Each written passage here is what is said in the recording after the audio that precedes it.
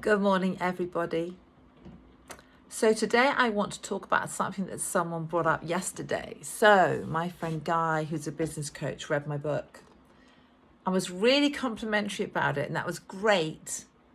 He said it was very well written, so that was really kind of him. But what he also pointed out, and I think he's absolutely right, is he said all the case studies have a good outcome.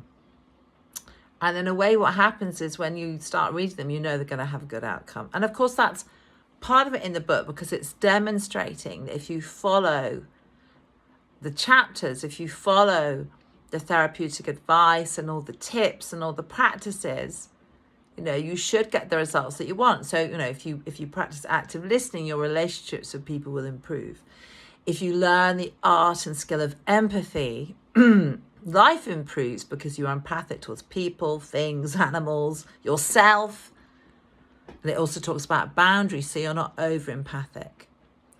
However, what happens when things don't continue or we go back? Because it's a dance.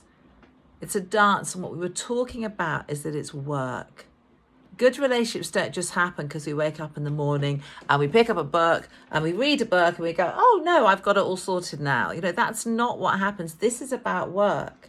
And I put that very clearly in the introduction, and it kind of got taken out or slightly watered down because the publishers were like, well, no one wants to know that stuff. They're not going to read a book where someone's saying, this is hard work, wake up. This takes work, this takes dedication, this takes commitment. So I really want to make that very clear. What I'm writing about, what I'm talking about, isn't like I've got a magic wand, boo, I give you a little pill and bang, everything's great. You have to come to the table and do the work.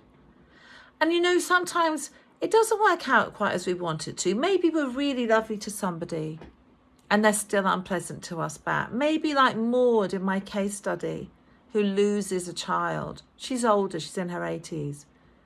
I helped her with the grief a bit, but at some level, there's some level of grief there that I can't shift because it's true. I don't want to make things fake or false. I don't want to say, oh no, your abusive husband is a really lovely guy, or the pain of losing a child, isn't painful. You're not allowed to feel that pain. That's not the case, and it's not true, and it's actually also not what I'm saying. But I want to do a little bit more stuff going forwards about, what happens when you followed all that stuff and you're still mired in pain or grief. And that's the bit that's not in the book. And it should be, actually. It should be. So I hadn't even thought of putting that in, and maybe that wouldn't have washed with the publisher. But I think this thing of what do we do when we're trying our hardest and things still aren't going the way we want them to go, or we're still doubting ourselves, or we're still in pain. Pain is part of life.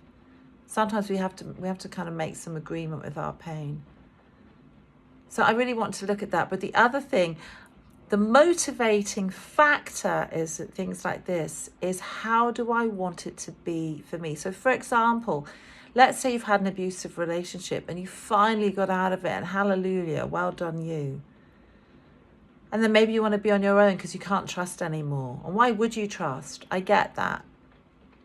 But what I would offer is this: do you want that relationship to be the last relationship you ever have? No, you don't. And the commitment to that is, I'm not having it.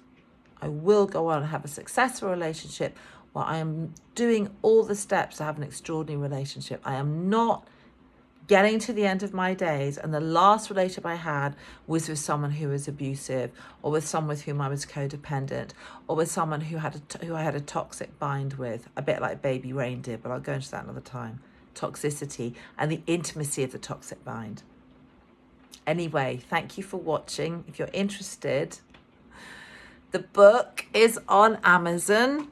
You all know this by now. Bing, bing, bing. How to have extraordinary relationships. I'm getting a lot of really good feedback. So thank you all for watching. Thank you all for buying it. Thank you all for being here. Love grows. This community, love grows. Okay, take care. Bye.